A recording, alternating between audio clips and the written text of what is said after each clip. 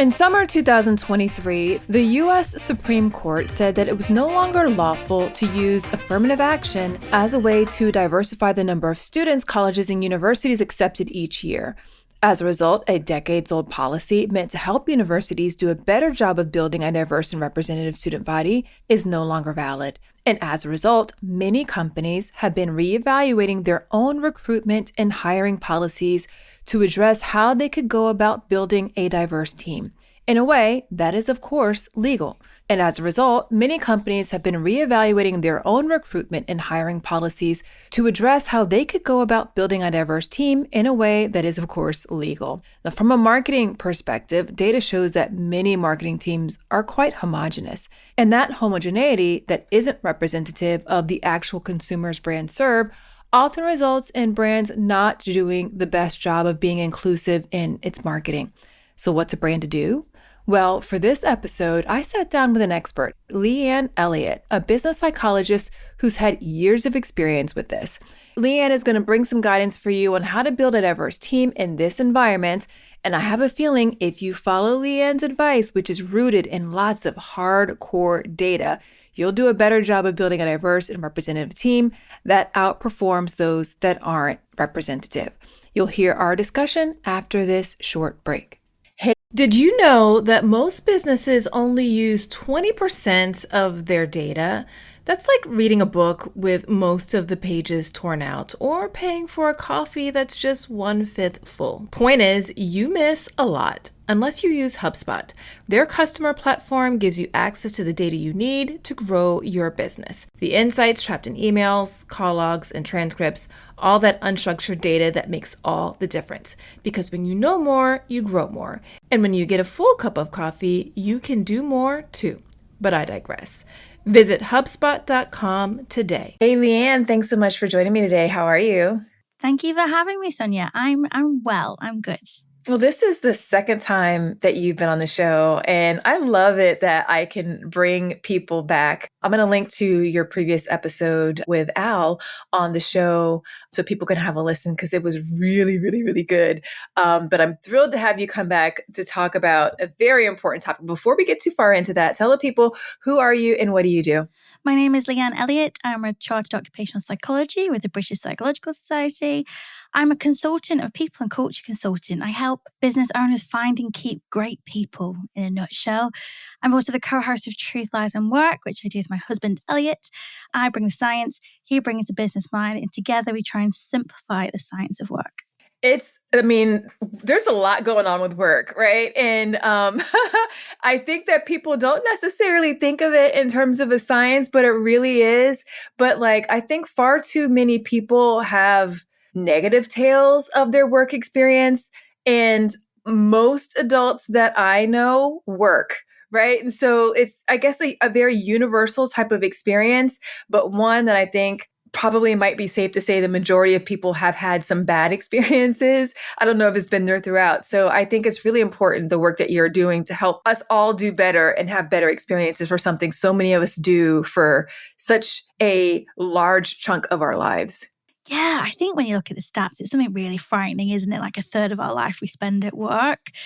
So with that lens on, it's kind of like, well, anything we can do as business owners, leaders, psychologists, practitioners to try and make that world a bit better in terms of our sense of well-being, fulfillment, purpose, belonging, place in the world, then that's going to have, huge repercussions. Not even being over dramatic, like at a societal level over time, if we can do that. Yeah. So yeah, it's a universal experience pretty much. And one that, as you say, we've all had a bad experience of. And also one that when we've had a good experience, when we've had a great manager, like that job, man, that stays with you. It's just this little shining star in your career timeline. Imagine if your whole career timeline was that. Oh, what a life. Yeah. Oh, it would change things. I think people would probably work a lot longer. Our overall well-being, we'd be healthier. There'd just be so many benefits, right? So you all are doing very important work. Definitely highly recommend people have a listen to your podcast because it is super beneficial on so many fronts. All right. So let's let the people in on some of your brilliance here on this episode. From your perspective, because from an inclusive marketing standpoint, one of the things that it's important for people to do to do good work is to have teams that are representative of the people that they want to serve. You can do a better job of serving people, of creating marketing policies, delivering experiences, et cetera, that are more inclusive if you have people with the identities and the lived experiences of the people that you're trying to reach. Not to say that you can't do a good job without it, but it'll just be a lot more authentic if you do. So part of the challenge is from a marketing standpoint, marketing teams are notoriously and historically very homogenous. And so and this isn't necessarily just a problem of marketing teams. So from your perspective, I'd love to hear your thoughts on why do leaders and organizations struggle so much to build diverse teams? It's a very good question and a very difficult one to answer succinctly because there are so many different aspects that will impact that from leader to leader, from business to business. And I think the first thing I'd say, Sonia, is that the reason we say work as a science is because it's behavioral science. It's, the psychology of people in the workplace. So with that, I'm always kind of like, there's a lot of everything around diversity can be quite politically charged. And at the moment, we're seeing a lot of pushback, unnecessary pushback. So I just kind of want to kind of take a step back and take the emotion out of it and go, diversity is good for business. Whatever your political views are, your ideologies are, diversity is good for business. Diverse people means diverse skills and experiences. And that creates a collective intelligence that is superior to a non-diverse team. All the data shows is diverse teams are more innovative, more creative, more productive. They perform better. They're faster to market. Name a commercial metric you'd measure in your business, diverse teams will be better at it. Yeah. So regardless of ideology, diversity is good for business. So I think in terms of translating that into the organization, the first thing really is to kind of go, right, well, this needs to be part of our culture and our values, because it doesn't matter how many diverse people we attract into our business. If we can't keep them, if we create a really rubbish environment for women or people of color, they're not going to stay. So all the money and effort we put into these great recruitment practices isn't going to work. So it's how do we build that into the culture? And I think the key thing is it's finding that commonality amongst the most senior of leadership teams, the board, the C-suite. What can we agree on here? Do we fundamentally agree that diversity is good for business? Yeah.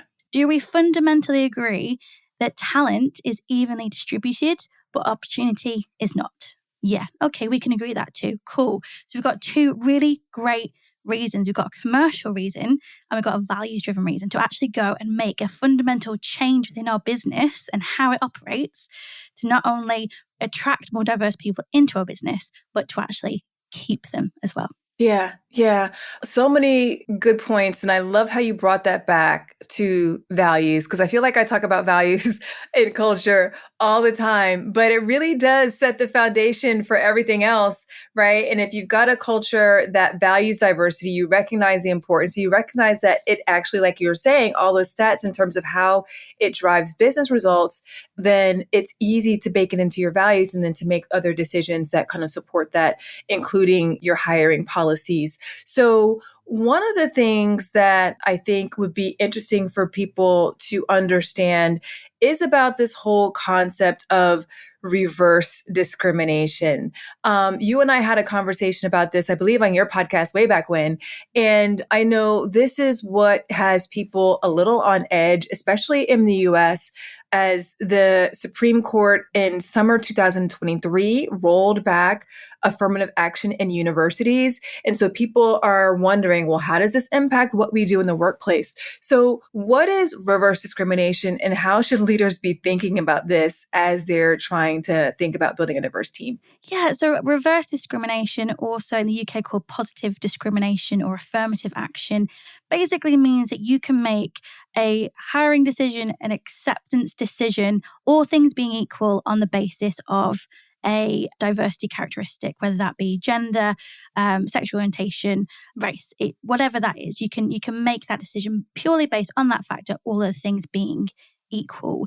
That has been illegal in the UK since 2010 under the Equality Act. Okay. So yeah, and that's just come into the States last year in terms of university admissions. The thing is about legal or not, right? And again, lots of politics wrapped up in affirmative action, lots of emotions. Again, I like to take it back to the research and the data. What do we know about it? We've got data on this being in place for a number of years. What do we know?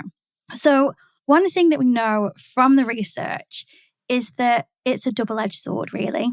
So in terms of the impact of affirmative action, the question is, did it actually serve the people it was designed to serve? Okay. And the answer is not really. Okay. So a meta-analysis of 45 studies, that's when we get the data from 45 different studies, look at it with one question in mind.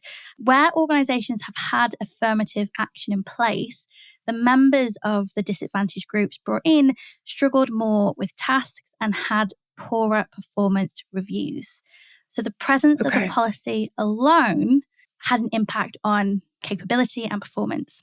Okay. So when the researchers looked at this a bit more, what they found was that really it's just the presence of the policy was enough of a factor for people in the organization perceiving that person brought in through affirmative action. Do they really deserve to be here? Are they that, quote unquote, that diversity hire stigma? Yeah, exactly. Yeah. And then as the individual, I'm thinking, is that the only reason I'm here? Am I qualified to be here? And this effect was even found in organizations where women and racial minorities were highly qualified. They still performed more poorly. Yeah. So in terms of the intention of affirmative action is really good. And I think it's one of those things that it holds organizations to account in terms of diversity and in terms of reducing and eliminating discrimination. But in terms of in its current form, the impact on the minority groups perhaps isn't as positive as we'd hope it would be. Oh, this is fascinating. And I love that you've brought like these research and the data because I mean, we hear this all the time, like diversity hire, they have that negative stigma. And we're seeing, like you said, in the data, how it impacts people, not because they aren't qualified or can't do the work. It's just, there's a lot of other stuff wrapped up into it. Okay. So given all of that, is it ever okay to say, I need a bilingual employee? I need to hire a Black team member because we are going to be serving the Black community, or we're targeting women. So I need, like, we're grossly underrepresented with women on our team. So we would like to have more women. The reason why I bring this up is because more and more, like, we're seeing job descriptions for people who are bilingual, particularly here in the US. I live in Florida. So there's a lot of businesses that need Spanish speakers. But I also remember when I worked my corporate job, one of the places where I worked, we made insulin pumps for people with diabetes. And I remember we hired on the marketing team and throughout the organization, a lot of people who had diabetes and who used the product, right? And their insights really helped us to better understand the people that we're serving. I don't actually know what was in the job description, but like somehow we were able to have a representative amount of those people. So in what context is it okay to say, we need more people of this identity on our team? Simplest answer, saying we need more people of this identity on our team specifically, is shaky ground. Legally, ethically, it's a bit shaky.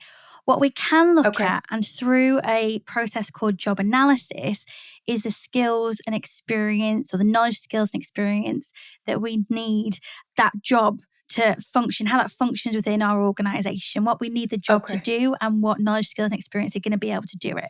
So using your examples, for example, it could be that yes, having a knowledge of living with diabetes is advantageous because we've proven to market this product effectively. We need to have that awareness of the health condition. That doesn't necessarily mean that the candidate has to have diabetes. They could have studied diabetes for a long time. They could have a family member who is diabetic. It's having the knowledge, not necessarily where that knowledge has been acquired from.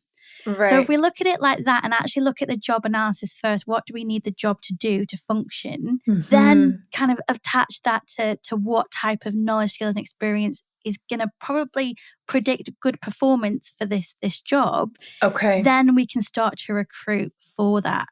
Yeah. So I think that's the thing, isn't it? It's always thinking, do I actually need somebody? I mean, bilingual is a fairly straightforward example, actually. If you need somebody who speaks English and Spanish, and you can prove that that's a requirement for the job, not just a nice to have, it's a requirement for the Right. job, there will be tasks that will require you to use Spanish, then absolutely. Right. What you can't do is say we want a native English speaker. You can say Okay. we need a high level of English, Yeah. but you can't discriminate based on an identity characteristics if you're not testing for competence. Yeah. Okay. So let's say if you have a product and you want to make sure that you are marketing and including people who are Asian, right? And from people who are part of that community, you can say it's preferable to have people who have a lot of knowledge of this culture. And so the knowledge of the culture, the knowledge of the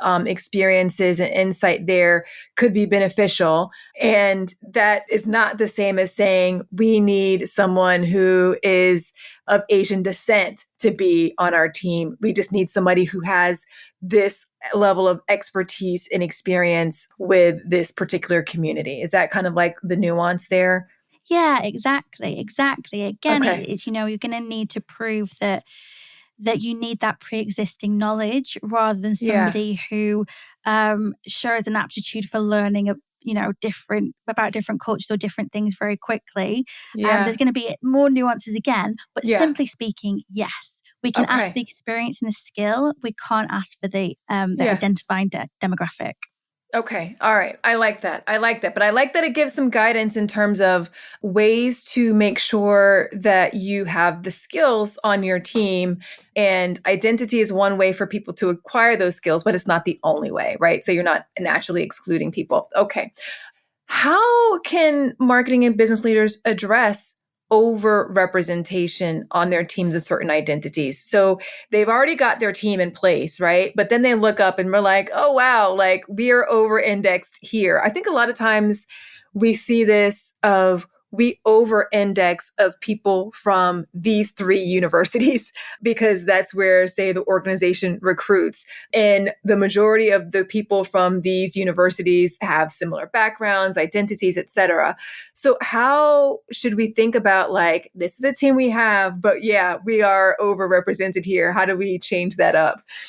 Yeah, and I think, that's a really positive thing to do, is always kind of have that sense check of the diversity levels currently within your workforce, particularly in relationship to the community of customers that you serve. Okay. It makes total sense, makes total commercial sense, and it makes ethical sense too. Yeah. The thing is honestly, Sonia, I think we probably need to fundamentally rethink everything we think we know about recruitment. Okay. All the kind of tried and tested methods we have, hmm the truth is they're not as effective as we think they are. hmm And the problem is that a lot of recruitment processes are just inherently biased. They have so Yeah. much bias within them, end to end, how they recruit, where they recruit from, how they assess candidates.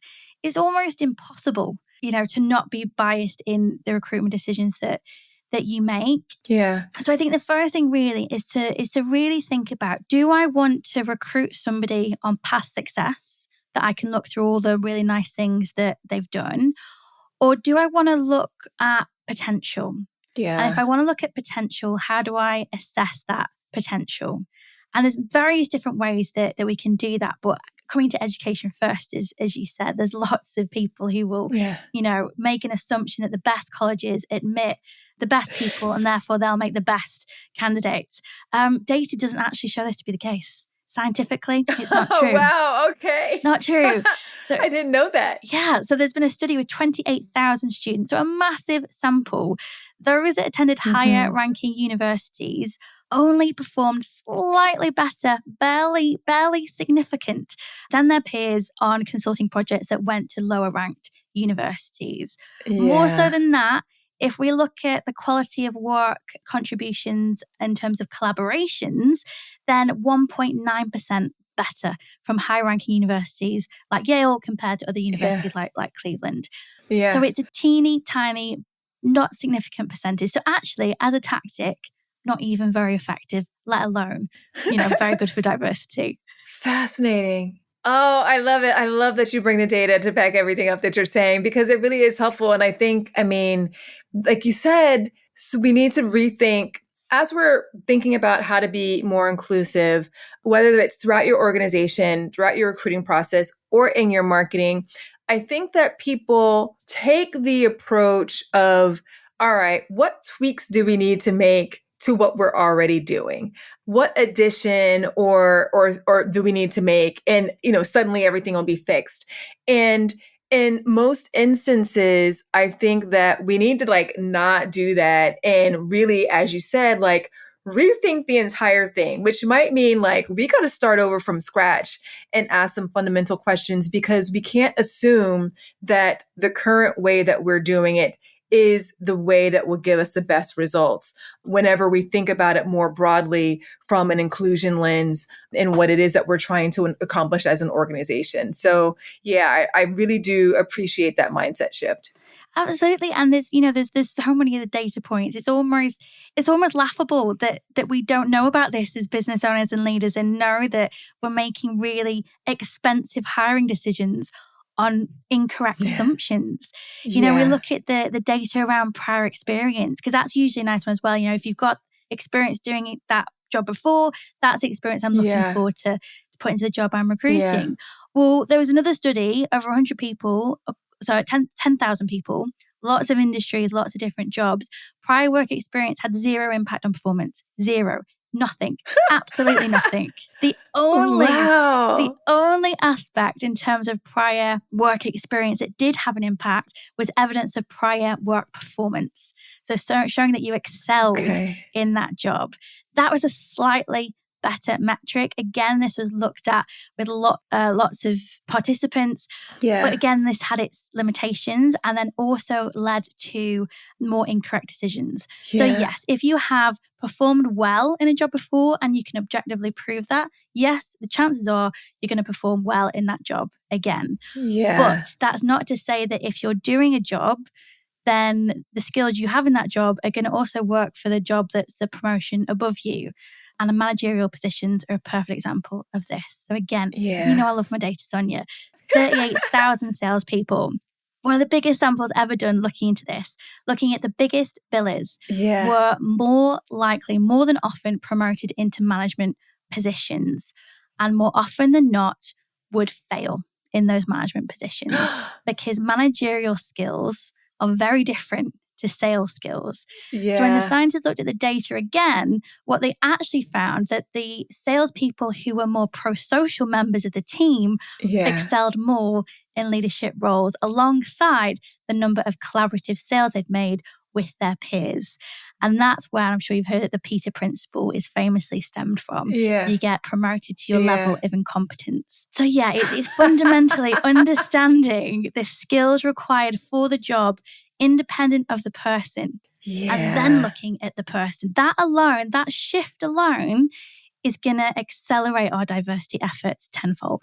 For sure. Oh my gosh. I just feel like I could just listen to all these stats, and I want to learn more about everything that you've all these data points that you've looked at, because I think that it just continues to show that one, as you started the show chatting, and you mentioned it's all about the science of work.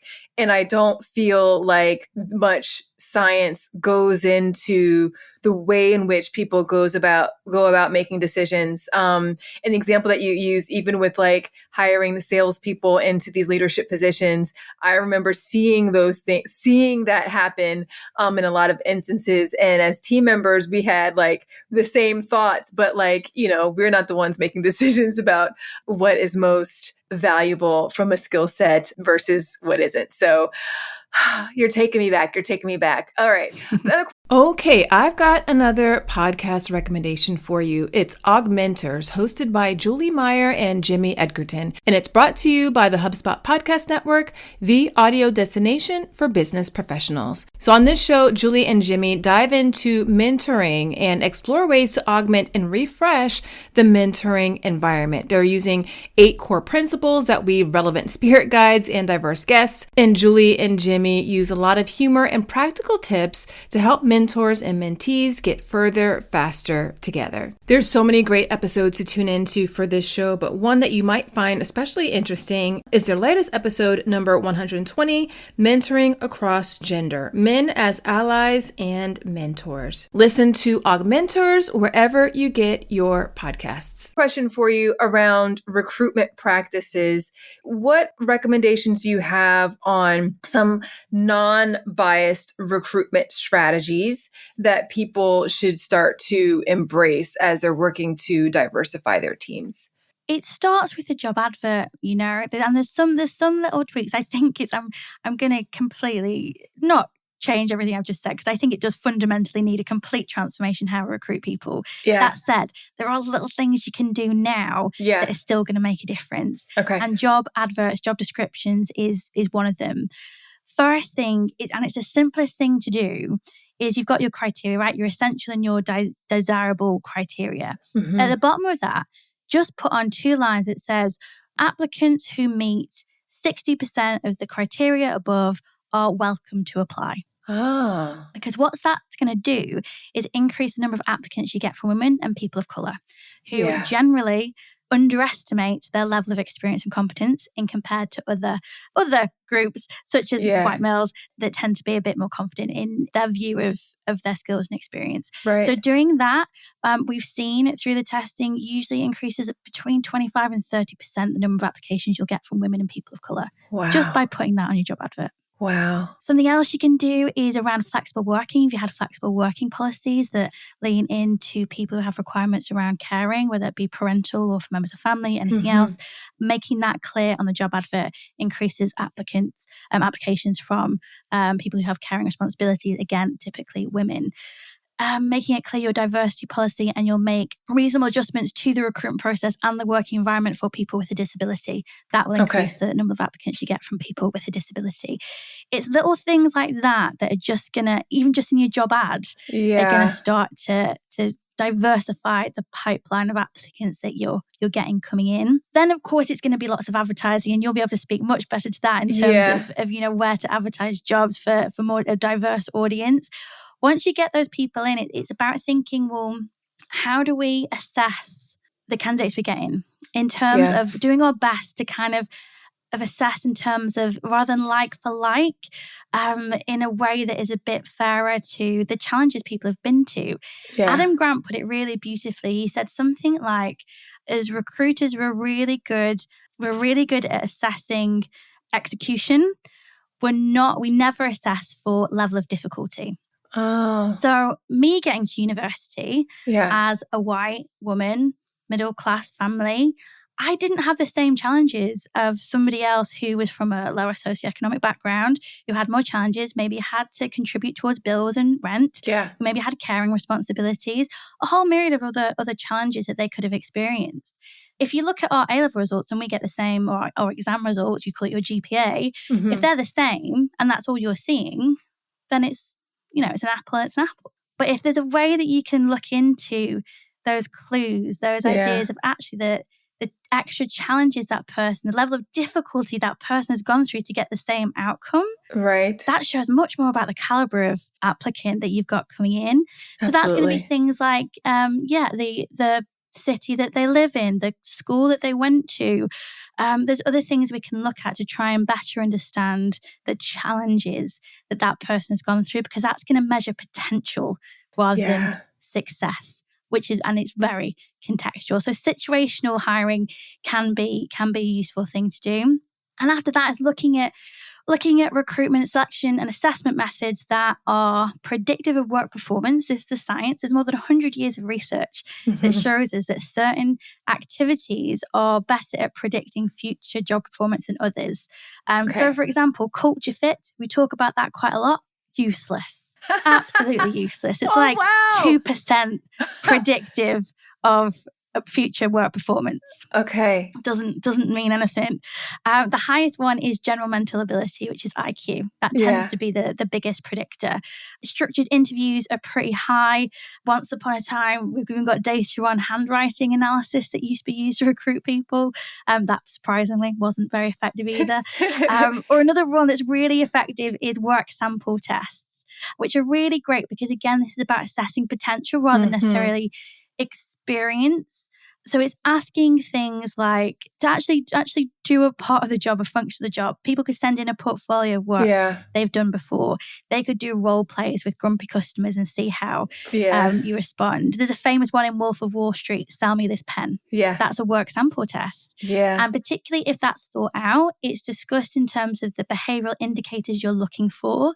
So how good people are at diffusing conflict, how good they are at influencing, how good they are at arguing an alternative point of view. You know what you're looking for because you know that's what's needed for the job. Then you can actually score candidates from widely different backgrounds and levels of and types of experience purely based on the task in hand. And that's going to help to remove bias from the process and actually recruit people with the skills that you need to perform. And my last word on using different methods in the selection process is around psychometric. If you're not working with a psychologist, then don't do psychometrics. It's not what you think. There are so many out there that are so popular that have no science behind them at all. Are these like those Myers-Briggs? Oh, okay. Yeah. I remember we've talked about this before. Yeah, Myers-Briggs, not at all. DISC, really popular one with the colours. That was designed by the dude who wrote the Wonder Woman comics. There's no real basis. And even when you get a really, really great personality psychometric, like Hogan, for example. Hogan are excellent in terms of test publishing, great reliability, great validity, lots and lots of data that shows.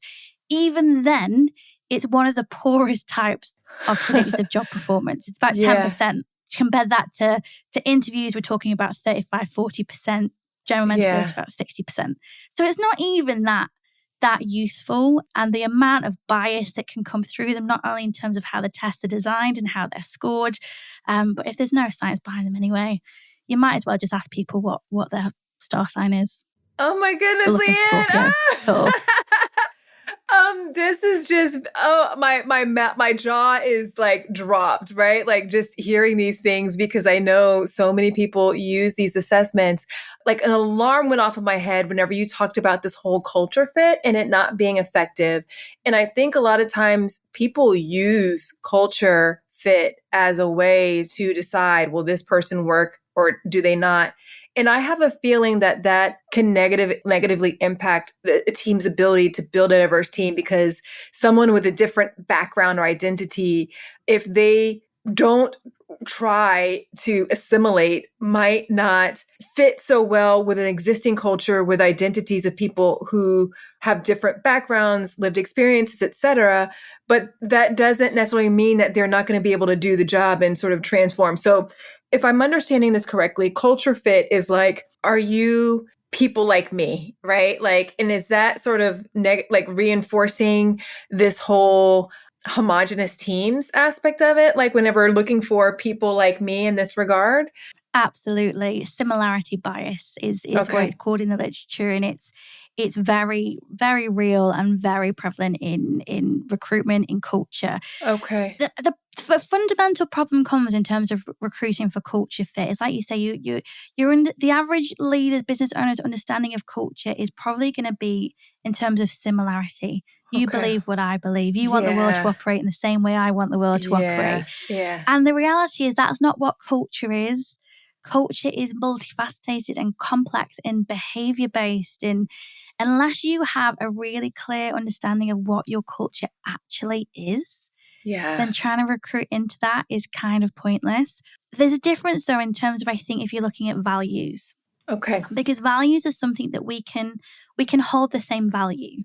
We can, have that in common, whilst having a very different background, a very different political view, very different ideologies about the world, if that core value is the same. So, for example, a core value might be, creating excellence every day in your work. Like we work to be excellent. And what does it mean to be excellent? It's not just stating, what does it mean? Well, it means we're collaborative. It means that we learn from our mistakes. It means that We encourage people to make mistakes, and then we dissect them and see what the lessons we take forward are. It's giving opportunities to people younger, earlier in their career for their learning and development. Yeah. Excellence is all of these things and all these behaviors, and that's what creates this value. We can share that value and be on Right. very different sides of the political spectrum. Yeah. And that's where diversity of thought is really powerful, because we're bringing together a collective intelligence rather than groupthink, where we all think Yeah. the same. And that sucks out innovation and creativity. And sadly, that's probably really what the world of work is in most organizations. Yeah. It's groupthink of people who think the same. Yeah, yeah. I think a big important part, and this is kind of bringing up another topic. I won't like take us to a tangent, but I think a big part of why people are looking for this people like me, or it's similarity bias. Is that whatever you said? It's Mm-hmm. because engaging and interacting with people who were very different, or who think differently than you, or see the world differently than you, brings a degree of conflict that people probably don't want to deal with. And not all conflict has to be bad. It's just a matter of, it might challenge your way of thinking. And maybe people don't want to do the hard work of having to confront whether or not the way they think or view the world or consider things isn't the only way to do things, right? So, Absolutely. And it does seem to be a real climate we're in at the moment. In, the UK's seen it as well, very, divisive politics over the last few years. And yeah. I think the challenge is when we then get stuck in this mindset of, you're never going to change my mind, therefore I don't want to hear what you have to say. Yeah. And it's kind of like, well, I can still listen to what you have to say and be Yeah. open to what you're saying, because Yeah. actually, if you have a fair argument for something or a fair reason, maybe I should adjust my viewpoint somehow, some way, Yeah. or even be civil enough to consider it. And what Yeah. all the research shows is that we don't have to be best mates with our colleagues. We don't have Yeah. to have these amazing kumbaya type relationships to thrive. Yeah. The data shows us we just need to be civil. And civility means mutual respect. It means listening to each other. It means not putting each other down. It means not humiliating anyone. It means no blame. They're the things that we can work into our culture that Yeah. are going to be really productive for performance and for ourselves in terms of our own development and our own view of the world, and the creativity and innovation we're going to bring to the business and to our work as well. We're in this locked state at the minute where it's very us and them. And the only way out of it is going to be for us all to start opening ourselves up to other opinions, no matter how difficult that might be. Yeah. I know it's really difficult. But as I heard this phrase recently, and I thought this is going to be my mantra for the next couple of years, I think, strong opinions, loosely held. I love it. I've heard that one. Yeah. Show me the data points. Tell me the ideas. Let me learn. You're probably not going to change my view of the world entirely, but Right. you might just give little tweaks of little data points I didn't have. I'd made incorrect assumptions, like we've just heard. Yeah. There's so many incorrect assumptions that we hold. So yeah, a bit of openness. And that comes again from top down, from leadership. And that's behavior-based values within a culture. And that's what culture actually is. Strong opinions, loosely held. I love it. And it's definitely mantra worthy. Definitely. Because I think we could make a lot of positive change if we adopted that approach. One other quick thing before we wrap up, with regards to job descriptions, I know a lot of times that people use a marker of like 5 years experience, 2 years experience, 10 years experience. Is that something that is helpful or useful in attracting a diverse team? Not for the sake of we're trying to lower the bar to bring people in who are less qualified, these diversity hires, but does that serve us well, just having that number? The tricky thing is, again, it's going back to your job analysis. Yeah. Can I prove with some kind of evidence that this quantifiable number of years experience is required for the job? Okay. Or could it be that knowledge has been acquired quicker, or in a different way, or in a more immersive way? Okay. There's lots of different ways to think about that level of experience. So I think, and also what we know, number of years experience isn't predictive of job performance in any way. Because you could ask for somebody with 5 years experience and they've repeated the same year 5 times. Or you could get somebody who's got a diversity experience in digital marketing, who's done lots of different things in those 5 years. So even that is fairly vague. Yeah. The only thing I'd say that could be interesting for that is more, I mean, it is ageist as well. So we need to be careful from a discrimination perspective. Okay. It could be seen as ageist. I think the thing that is interesting, and maybe flipping it, because we tend to focus on the younger people joining our workforce, is also the older people in our workforce. There's a really cool term from Chip Conley. He does amazing work around modern elders and how kind of like culturally, societally, we used to have so much respect for our elders in terms of their lessons and their wisdom. And that's completely been lost over the kind of the past 50 years or so, in certain cultures, of course. So he's called it now wisdom work. So people who have many, many years more experience. Yeah. And it's not to say that they have the experience and know exactly what to do. What they've learned over time is how to identify patterns when things go wrong. Yes. Yeah. Or those early warning signs that things are starting to derail. Yeah. And that's that somebody with 25, 30 years experience might be able to do better than somebody with 2 years experience. Yeah. So it's an interesting way as well. And again, you know, when you put these teams together, these different age groups together, and we're going to have 5 generations, you know, in the workplace very, very soon. Yeah. It's an exciting time. And another reason I think for us to think about more in terms of diversity rather than the same us and them narratives that seem to be happening with Gen Z and boomers in the minute. Yeah, very good. Leanne, this has been so insightful, so much fun. I am just soaking all up from this conversation. I know people are going to want to know more about you and listen more to you and learn from you.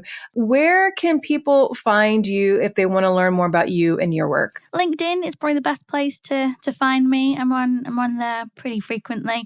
Truth, Lies and Work is the podcast, and we always leave loads of contacts in the show notes, including an email address and actually a link to book a call with us should you want to do that. So yeah, check out Truth, Lies and Work, go to the show notes and you'll find all the contact details. And I will include all of that in the show notes. Okay, 2 quick questions for you as we are wrapping up. Can you tell me about a time when a brand made you feel like you belonged? Oh, I think, you know, I went through quite a journey over my lockdown activity with skincare. Okay. That was kind of my YouTube hole. I fell down in my self-care activity that I really embraced. And during that time, I found lots of different brands that would speak in different ways. And I think it was CosRx that I stumbled across. And it talked about the science of skincare. And Oh, it talked wow. about the different ingredients, and it talked about how it can work on more mature skin. And it was marketed in terms of data rather than in terms of a 20-year-old fresh-faced, you know, with no skin texture or slight wrinkles as a nearly 40-year-old woman that I am. So yeah, that was probably one that made me kind of connected with my love for data, and also made me feel as an older woman included more in the beauty industry. Very cool. Very cool. And I think too many brands don't do a good job of marketing to people or including people over 50 and even women 40 and over. So yeah, I think that that's a great example, and brands just need to do better on that. So any parting words of wisdom for marketers and business leaders who want to be intentional about building a diverse team that is representative of the people that they serve? This is science. Get curious. Go read some, read some studies around it. I mean, 2 books that I'd recommend as great starting points. Adam Grant, Hidden Potential is really good. Catherine Garrett, Conscious Inclusion, also really great practical tips. This is science. And of all the areas of what I do as an occupational psychologist, recruitment is the most data-driven. It's 100 years of research. It's applied time and time again. There is so much data on it. It's one of those things that it's going to take a lot of investment and intention up front. But once you've kind of put the foundations in place, it's kind of just going to flow, because they'll be tweaking and they'll be making sure we're up to date with the latest policies and regulations and demographics of the world and what's happening. But once you've got those foundations in place in terms of fundamentally what we believe as a business when it comes to diversity, what the behaviors we'll accept within our organization as a business when it comes to diversity, and the processes and systems we'll put in place to encourage bringing diversity into our business, then the rest of it is largely maintenance. Largely maintenance. So yeah, I think get curious, follow the science. Yeah. And I imagine if people were like, man, I don't have time to read all this stuff, hire an expert like Leanne. Hire Hire a Leanne or an expert like psychologist. Leanne. Yeah. She can help You guide could do you that and show too. you what to do, right? Because I think, there's a lot of nuance. And I think a lot of people might need their hand held through this process. So Yeah, and that is exactly what we're here to do, is to work with clients to do that, and in a way that works for them, with the budget that works for them. yeah, We tend to work more with smaller owner-led businesses where this is all new. yeah, So it's as much of an education point along the way yeah. as well.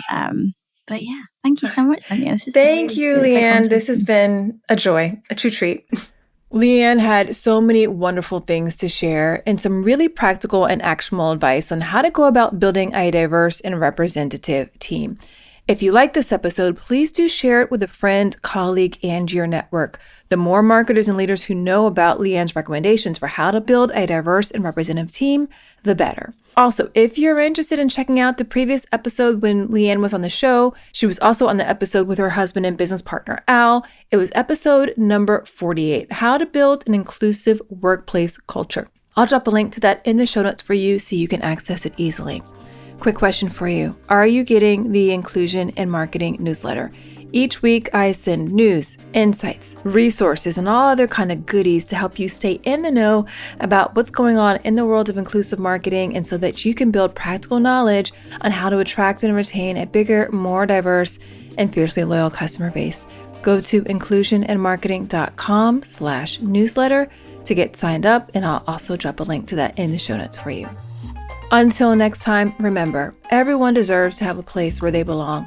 Let's use our individual and collective power to ensure more people feel like they do. Thanks so much for listening. Talk to you soon.